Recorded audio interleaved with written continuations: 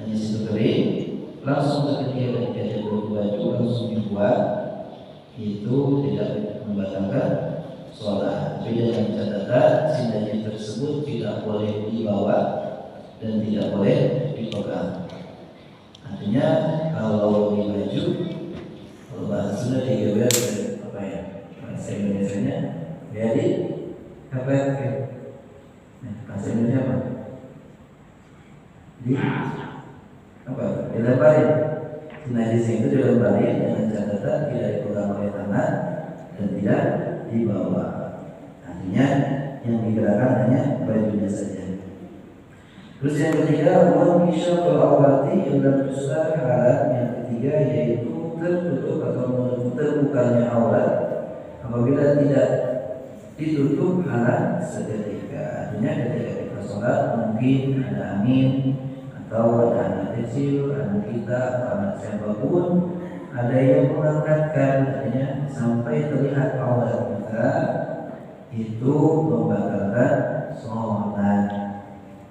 Hilang tusar, bagaimana kalau langsung ditutup seketika? Kalau langsung ditutup seketika, maka hukumnya tetap sah. Tapi dengan catatan jangan terlalu lama.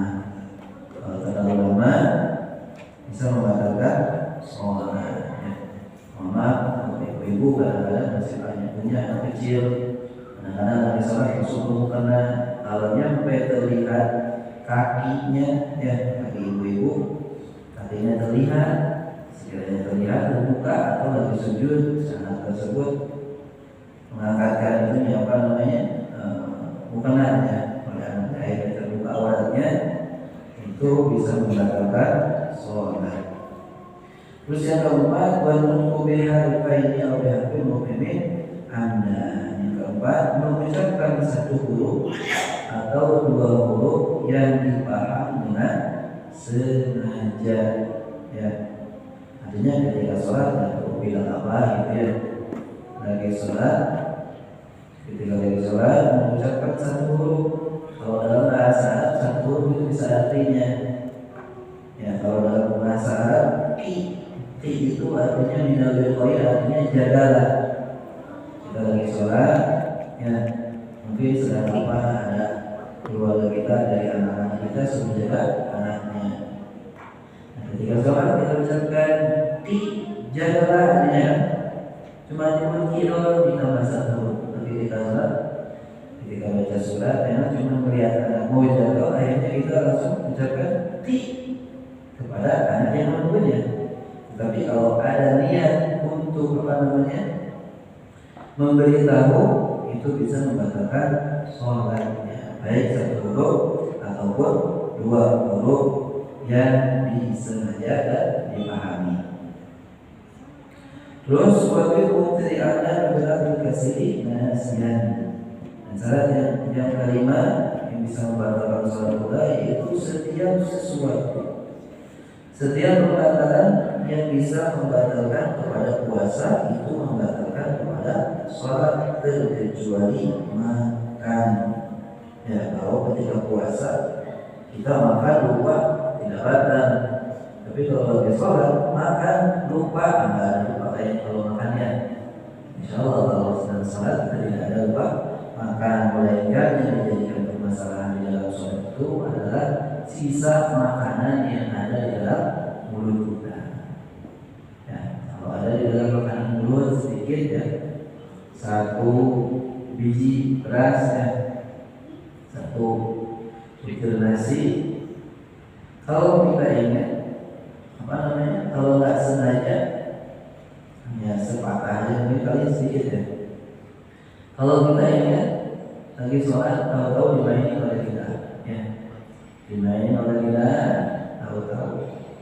Kalau dimainin oleh kita, ketika masuk itu tidak terasa, artinya ketika masuk telan. Nah, kalau tidak sengaja itu tidak membatalkan sholat. Tapi kalau udah tahu, nah udah ada sisa makanan dimainin oleh mulut, dimainin akhirnya tertelan. Kalau dia sadar sebelum tertelan, maka itu bisa membatalkan sholatnya. Kemudian itu yang kelima dan yang keenam. Dan yang ketujuh wasalat di harakatin mutawaliyatin walau sahwa. Nah yang ketujuh yaitu bergeraknya 3 kali gerakan, bergeraknya anggota 3 kali gerakan mutawaliyatin yang berturut-turut walaupun lupa.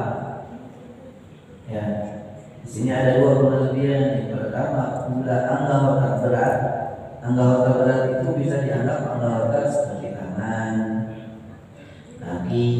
Ya. Kalau anggota ringan seperti mata, jari jemari.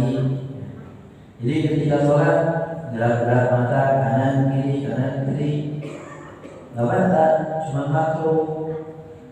Ya, atau jari jemari bagi tahiyat, jarinya digerak-gerak, ya, digerak-gerak. Kalau kan tidak ada niat apa-apa, cuma dia bercanda, ini kebiasaan anak-anak mungkin, ya itu tidak membatalkan sholat, namun makruh itu bisa menghilangkan yang dimana pahala sholatnya. Nah kalau berat, kalau kemarin geraknya apa namanya seperti kemarin berjalan, saya contohkan. Jadi salah seorang yang mutawaliyatin yang berturut-turut. Jadi gerakan 3 kali berturut-turut ini kalau dilaksanakan dengan sekali saja itu tidak membatalkan. Artinya ketika kalau gerakannya berturut-turut, kalau gerakannya tidak berturut-turut itu tidak membatalkan sholat. Seperti kalau orang lagi sholat di depan, yang depan kita tahu-tahu dia keluar dari sholat mungkin batal. Artinya ketika batal kita maju ke depan. Cuma ketika maju ke depan ini itu diusahakan cuma 1 langkah. Dan kelangkahnya pun tidak terlalu besar, tidak terlalu kecil. Artinya sedang-sedang saja. Serupan ya berjalan biasa saja. Serupan 40 cm atau 50 cm sekali langkah. Itu pun sekali langkah 1. Yang kanan baca diam sebentar sebulan subhanallah. Maju lagi 1 sebulan subhanallah. Artinya jangan langsung melangkah dengan kayak berjalan gitu kan. Jangan, tapi 1 subhanallah, nanti maju lagi subhanallah, berhenti lagi. Sampai masuk ke shaf yang depan. Atau dengan cara digaruk.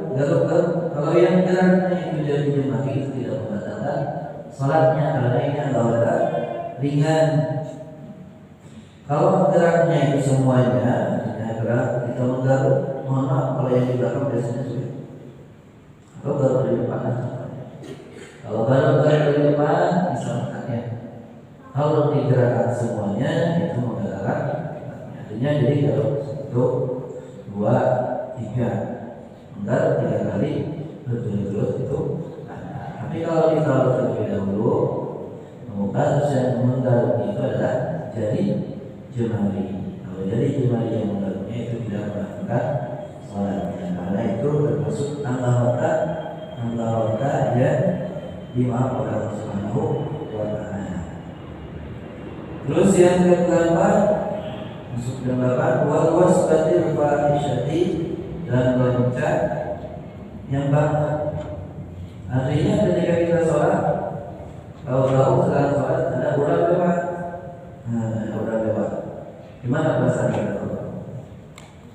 Kalau nyampe loncat, ya, kalau biasanya kaget ya.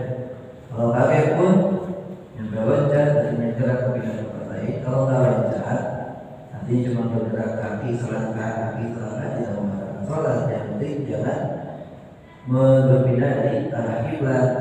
Tapi kalau loncat, artinya kalau loncat itu semua badan gerak. Ya, kan kaki maju yang 1 dihitung 1. Kalau kaki 2 maju loncat berarti dihitung 2. Tapi kalau loncat biasanya semuanya badan bergerak. Semuanya, dari kaki, tangan itu bergerak kalau loncat. Wasbah fahisyah.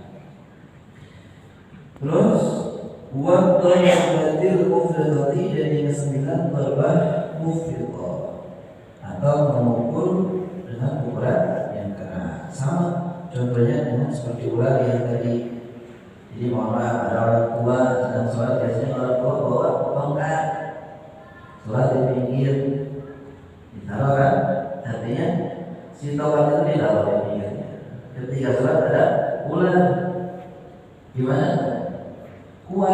ini, cuma bingung kan, mau nggak mau diambil pasti dipukul itu mana. Tapi kalau geraknya betul-betul, tapi mau keluar, nyampe gitu 3 kali gerakan betul-betul, atau lebih itu membatalkan sholatnya. Tapi kalau satu-satu nggak, diambil tongkat satu. Tapi mustahil kalau satu-satu ya. Bulan itu kan geraknya cepat. Ini hanya pembahasan dalam babnya saja. Terus yang ke-10 wasiyadatu ruknin fi'liyin amdan. Nah ini ke-10 dengan menambahkan rukun fi'li, rukun pekerjaan. Jadi dalam sholat yang lain ada rukun fi'li, ada rukun qauli, ada rukun qalbi. Kalau rukun fi'li,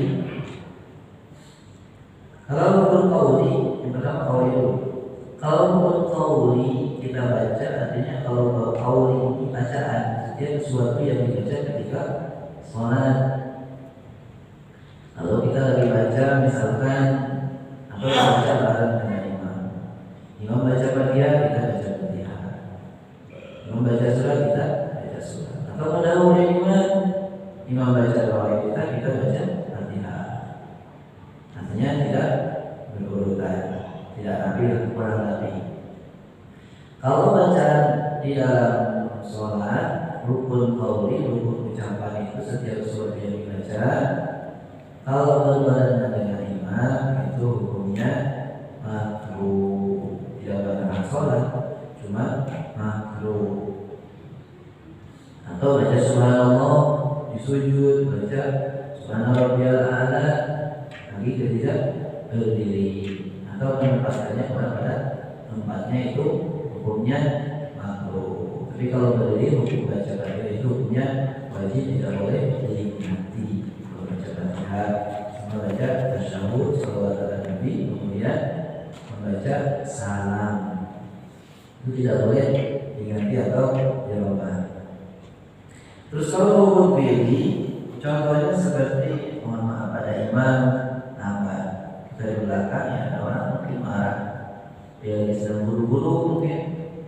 Artinya ketika dia sholat, imam belum ruku, dia ruku duluan. Imam belum beres baca suratnya, dia ruku duluan. Setelah imam ruku duluan, imam belum berdiri, tidak, imam belum turun, dia tetap imam masih berdiri, dia tidak. Kalau menambahkan rukun, jadi kalau berbarengan rukun pekerjaan kita dengan imam, Allahu Akbar rukun, bareng kita dengan imam, itu hukumnya makruh. Sunatnya ketika Allahu Akbar, imam imam sami Allahu liman hamidah, imam sami Allahu liman hamidah. Jadi ada tidak sedikit tidak. Gimana kalau mendahului? Kalau mendahului imam dalam satu rukun itu hukumnya haram. Nggak boleh kita lagi sholat mendahului imam. Jadi imam yang kita harus ikuti. Yang ke-11 wa taqaddumi ala imamihi bi ruknaini fi'liyaini wa taqaddumi bihi bi ghairi mujrim. Yang ke-11 menambahkan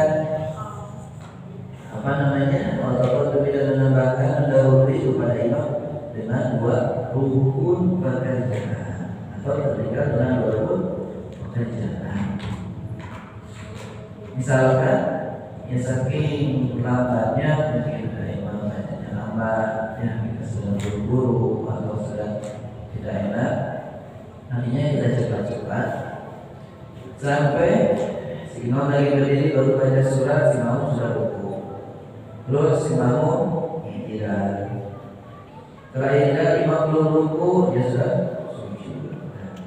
Ketika mau bangun dari sujud, si imam belum turun, si imam belum ruku, masih baca surat. Nah di sini kalau si makmum mendahului sampai ke situ, dia bangun dari sujud, si imam belum turun, itu bisa membatalkan sholatnya. Jadi dua rukun yang butuh dua rukun sholat. Ini kan rukun satu rukun, ya satu rukun dengan tidak itu rukun satu rukun utuh. Sujud disebut juga dengan satu rukun sama naiknya itu disebut dua rukun. Jadi kalau mendahului imam dalam dua rukun itu bisa membatalkan sholatnya. Atau tertinggal dua rukun, tertinggal dari imam, artinya imam sudah ruku, sujud, mau dari sujud, si imam belum turun dari ruku, tertinggal sampai dua rukun, itu bisa membatalkan sholatnya.